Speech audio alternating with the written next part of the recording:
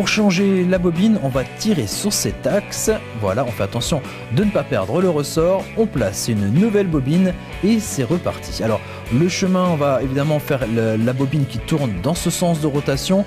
On va le passer ici par ce premier guide de fil. Alors, il est tout petit. Vous pouvez éventuellement utiliser un passe-fil pour pouvoir le passer ici.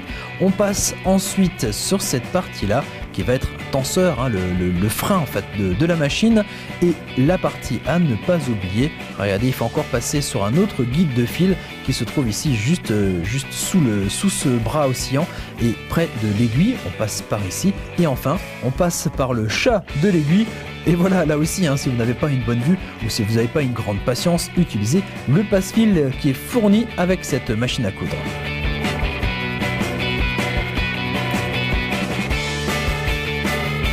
Voilà, maintenant qu'on a changé de fil, je vous propose de faire un autre essai coup de biche de cette manière avec un doigt, et on aperçoit juste en dessous les griffes d'entraînement comme sur une machine classique.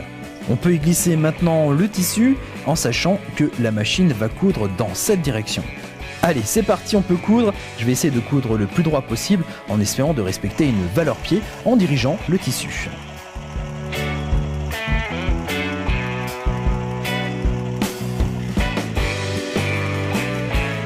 Quand on arrive au bout de cette première couture, si vous souhaitez garder l'aiguille plantée pour tourner le tissu, eh bien il suffit d'utiliser la molette qui va vous permettre de régler la hauteur de l'aiguille. Donc là, on enfonce bien l'aiguille dans le tissu et on peut le tourner pour continuer notre couture.